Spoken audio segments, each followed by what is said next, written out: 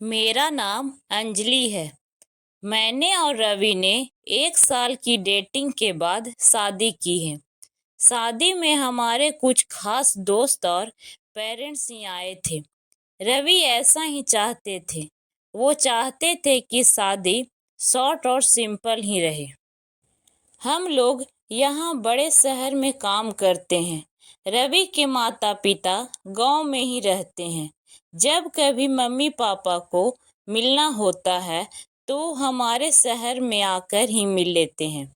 हमने एक छोटा सा घर भी यहाँ अभी लोन पर ले लिया है। शादी के चलते मैंने अभी नौकरी छोड़ रखी है। हमारा घर रोड के साइड में ही है। खिड़कियों से रोड दिखाई देता है। हमारे किचन की खिड़की से भी रोड दिखाई देता है। रवि का ऑफिस का टाइम सुबह 9 बजे का है। एक दिन मैं रवि के लिए खाना बना रही थी। तभी मेरी नज़र खिड़की के बाहर रोड के दूसरी तरफ एक लड़की, जिसकी उम्र ज़्यादा नहीं थी, लगभग 26 की ही होगी, हमारे घर की तरफ देख रही थी। पहले दिन मैंने सोचा कि कोई होगी, लेकिन वो 3-4 दिन से लगातार मुझे दिखाई दे रही थी।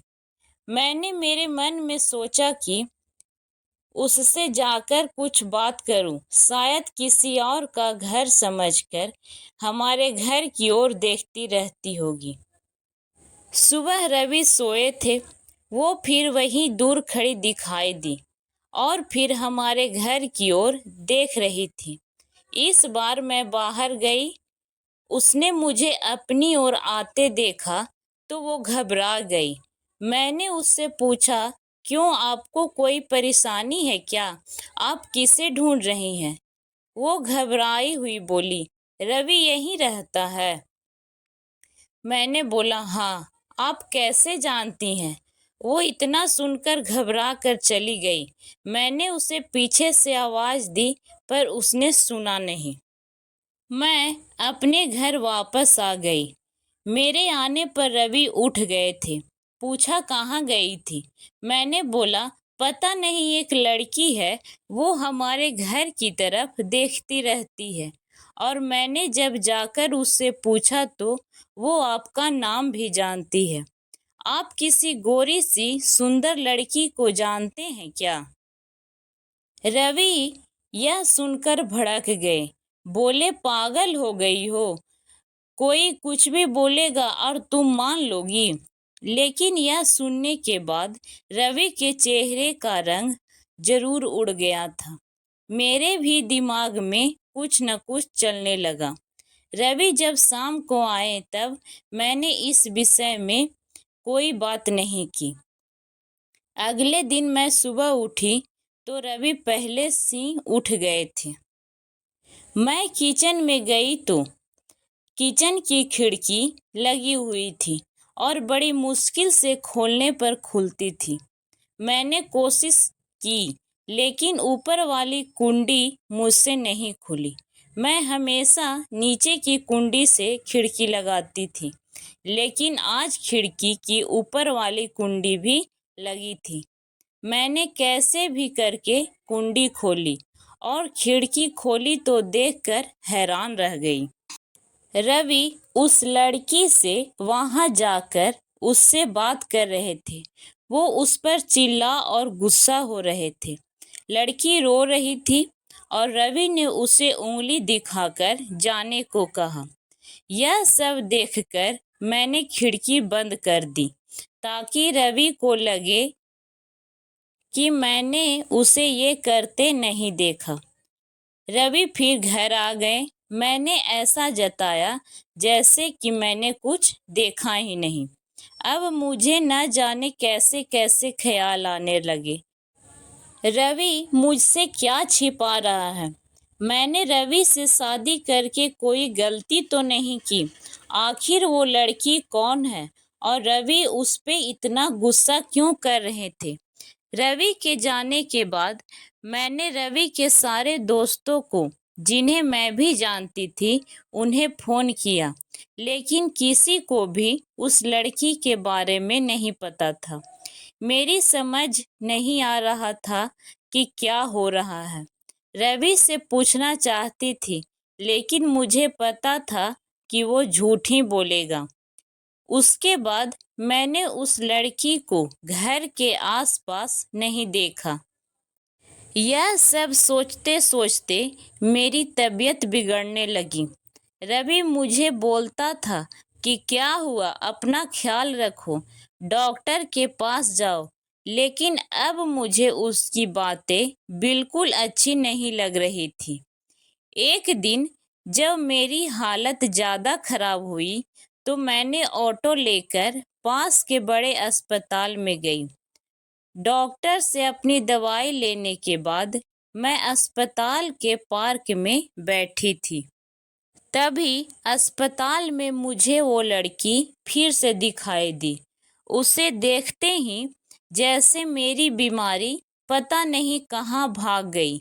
मैं उसके पास तेज चलकर गई और उसका हाथ पकड़ लिया और उसे बोला, तूने मेरी जिंदगी में उथल पुथल मचा दिया। बोल, उस दिन क्या बात कर रहा था रवि तुझसे? क्या रिश्ता है तेरा और मेरे पति का?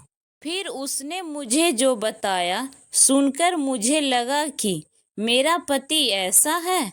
उसने इतनी बड़ी बात मुझसे छिपाई। शाम को रवि जब आए तब उस लड़की को अपने घर में देखकर चौंक गए। मैं भी उसके पास ही बैठी थी। रवि उसकी तरफ देखकर बोले कि अच्छा, तो तूने इसे सब बता दिया। मना किया था दूर रहने को मेरी फैमिली से। मैंने बोला, रवि शर्म करो, तुम इतने कठोर हो, अपनी सगी बहन की मदद नहीं कर रहे हो। वो लड़की संध्या थी, रवि की सगी बहन। उसने अपने पसंद के लड़के से शादी कर ली थी, इसलिए रवि और उसके परिवार ने उससे सारे रिश्ते तोड़ दिए थे। रवि ने कहा कि मेरी कोई बहन नहीं है। मैंने कहा, इसका पति अस्पताल में है, इसे रुपयों की जरूरत है। बहन नहीं तो इंसानियत के नाते ही तुम्हें इसकी मदद करनी चाहिए। और अपनी पसंद की लड़की से शादी तो तुमने भी की, फिर जो नियम इसके लिए है तुम्हारे लिए क्यों नहीं? मुझे पता होता तुम ऐसी सोच वाले हो तो मैं तुमसे कभी शादी नहीं करती। जिसको बहन आंसू नहीं पिघला सके, उस आदमी के सीने में दिल नहीं हो सकता। इतना कहकर मैं अंदर से अपने सारे गहने लिए और संध्या के साथ जाने लगी। हमें जाते देख रवि फूट फूट कर रोने लगे। संध्या भी उन्हें देखकर रोने लगी। रोते हुए रवि बोले, हमने इसे बहुत प्यार दिया। पापा ने, मम्मी ने, मैंने रानी बनाकर रखा और यह ऐसे ही एक दिन बिना बताए घर से चली गई। हमारा प्यार तुझे नहीं दिखा? इसके लिए मैं रात भर रोया कि कहाँ होगी, कैसी होगी मेरी बहन। तब इसे भाई और पापा की याद नहीं आई। अरे मुझसे कहती है तो तुझे क्या करना है? ऐसे ही चली गई थी, अब क्यों आई है? बहन भी बोली, भैया मुझे लगा आप लोग नहीं मानेंगे। उन दोनों भाई बहन को रोते देख मेरी आंखों में भी आंसू भर आए। पर आंसू के साथ जैसे सारे गिले शिकवे खत्म हो गए हो। वो खुद अस्पताल गए, संध्या के साथ मम्मी पापा को भी बुलाया।